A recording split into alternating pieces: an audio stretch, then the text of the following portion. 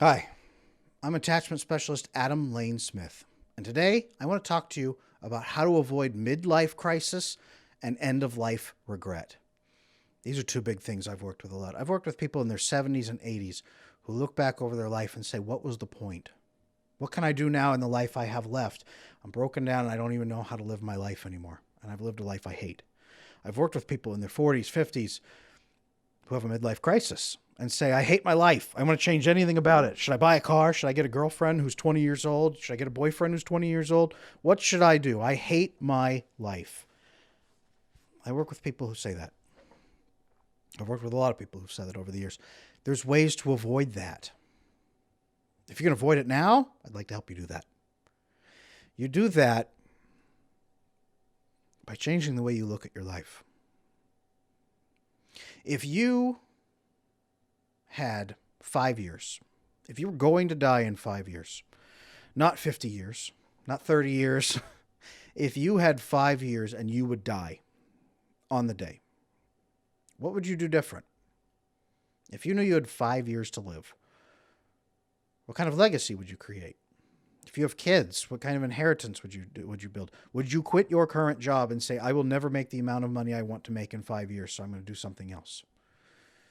Would you get out of your marriage? Would you fix your marriage? Would you find a marriage? What would you do if you had 5 years to live instead of 50?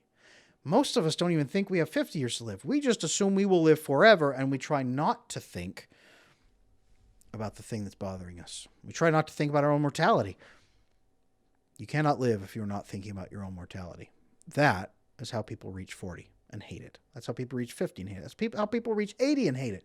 They assume that their life will just keep going forever and they will always have the same vigor, always have the same resources, always have the ability to just do what they want, and they're waiting. They're waiting. It also comes from thinking that there's nothing better. The fear that they can never make anything better in their life.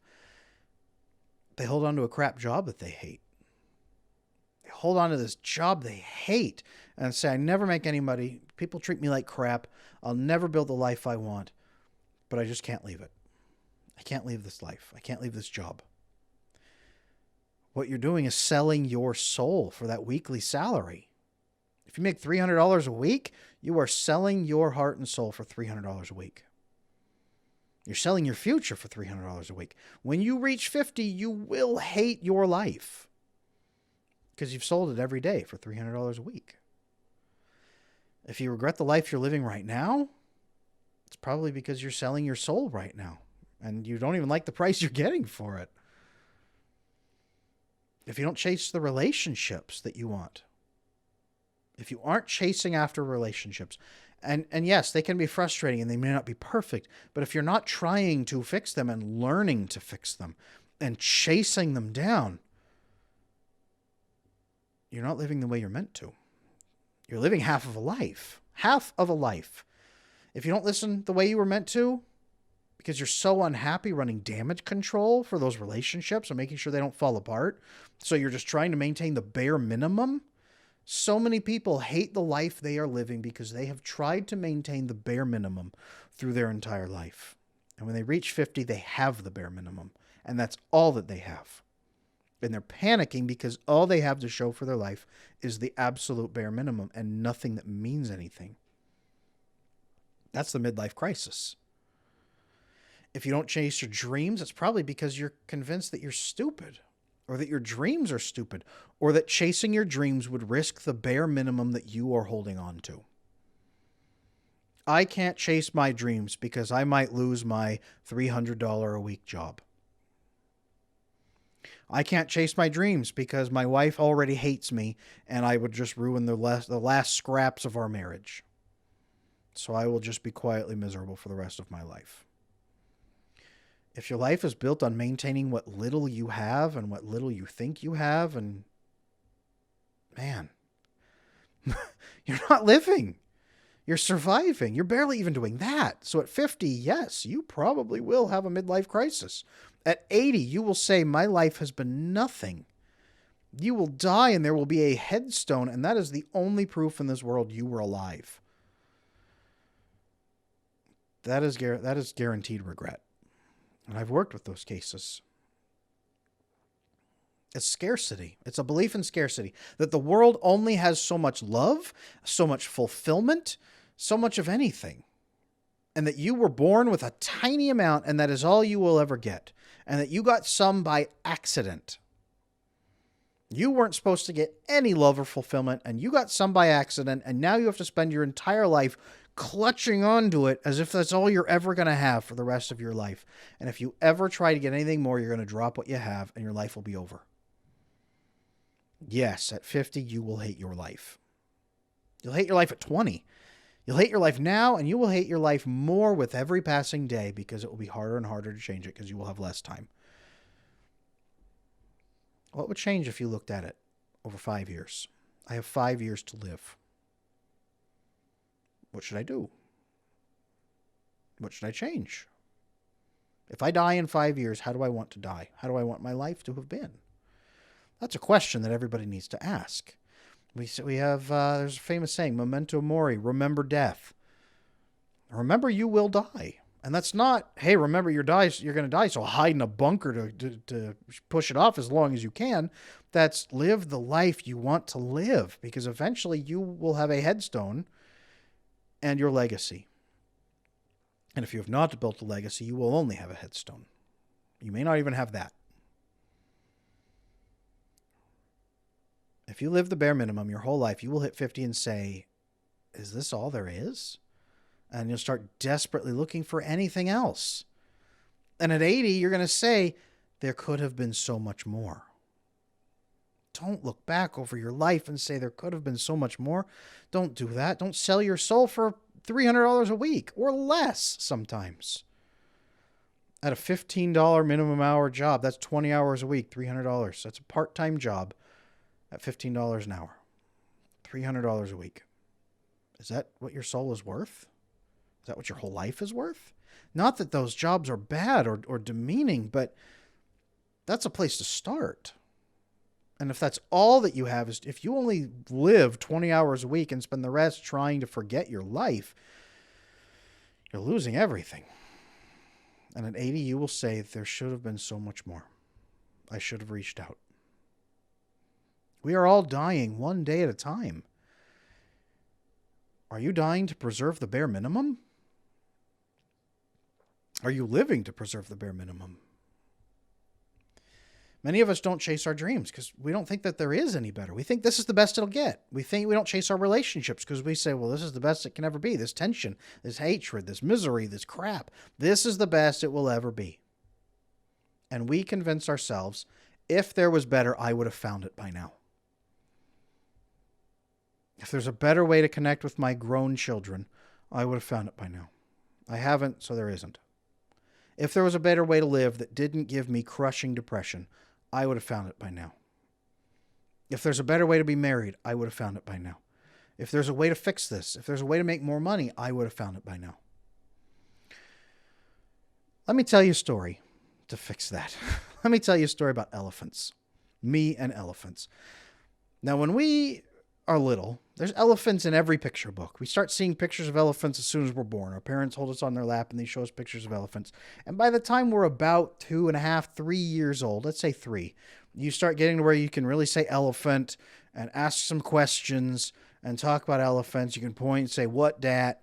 And your mom can, reading the book, or your dad can say, well, that's an elephant. And they're usually bright blue because it's one of the few animals they can paint blue that isn't a marine animal. It's bright blue, and it's almost always a male elephant, so he has big tusks. And you point at the picture of the elephant, and you say, what, dat? And they say, that's a tusk. And that's how we learn about tusks at 3 years old. We learn about elephants at 3 years old. They're in all of our picture books. So we start learning about elephants at 3 years old. Now, I'm 36 years old. And the other day, I was sitting at the breakfast with my wife and kids. And my son asked, he's 5 now, and he asked my wife, why do baby animals drink milk from the back of their mama? Why do they do that? And my wife said, well, it's because most mammals that are on 4 legs, their mammary glands are at the back, and that's where the milk comes out. Except elephants. Elephants are up front. And I said, no way. No way. Elephants aren't up. That's weird. And she said, no, yeah, they're really in the back. They're really in the front. And we looked. And sure enough, elephant mammary glands are in the front. And I said, huh. And I said the first thing that came to mind. So they could wear a push-up bra like a human. And my wife just about fell out of her chair because that's weird. There's 2 lessons to pull from this. Number 1 is that I'm just as weird in real life as I am online. So, sorry, what you see is what you get.